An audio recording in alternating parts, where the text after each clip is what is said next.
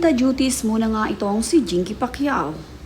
Wala kasi ang kanyang anak na si Jimwell at manugang na si Carolina dahil mayroon nga itong pinuntahan. Kaya naman itong si Jinky muna ang nag-alaga at nagpatulog sa kanyang apong si Clara.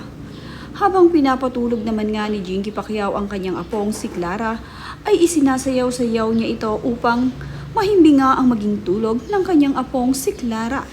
Ipinakita pa nga ni Jinky ang mukha ng kanyang apo na mahimbing na natutulog habang ito ay kanyang isinasayaw-sayaw. Ganito magpatulog itong si Jinky sa kanyang apong si Clara.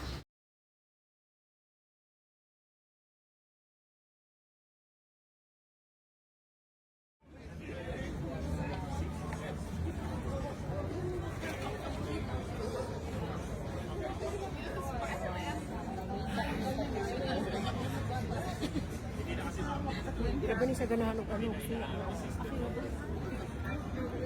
Sunya anak. Sunya.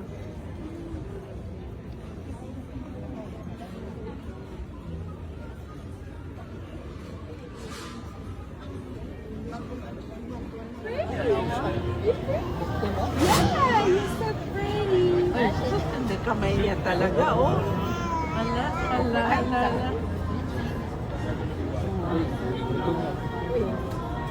Grabe makating kamay.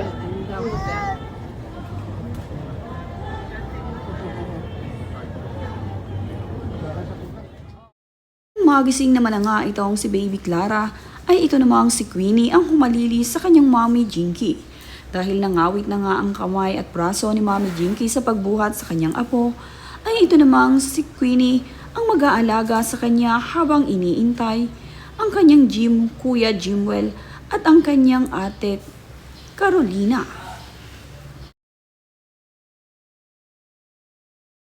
Inabutan nga ni na Jimwell at Carolina na inaalagaan ng kanyang kapatid na si Queenie, ang kanyang anak na si Clara. Hindi naman agad sumama itong si Clara sa kanyang mommy at daddy. Dito munang siya sa kanyang tita Queenie na itong nag-aalaga sa kanya ay okay naman dito kay Clara dahil kilalang kilala na rin ni Clara ang kanyang auntie Queenie.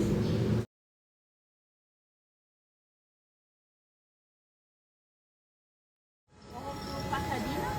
Saan siya pinanganak, Kaiser na Pasadena? No.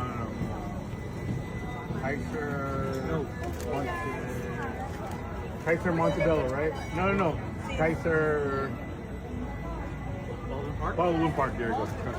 Yo, next week. Where? Sa video naman nga ay makikita na pinanggigigilan ng kanyang auntie Queenie itong si Baby Clara.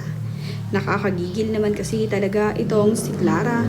Kaya naman itong si auntie niya ay hindi napigilan na hindi ikis ng ikis ang kanyang mababangong mga braso. Napapatingin naman itong si Queenie sa kanyang mommy at daddy. Kaya naman kalaunan ay ibibigay na rin ni Queenie sa kanyang mommy itong si Baby Clara.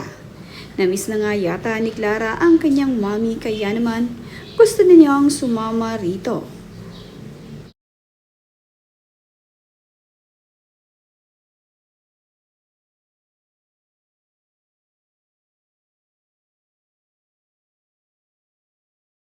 Kasama naman ni Queenie dito sa US ang kanyang mga pinsan.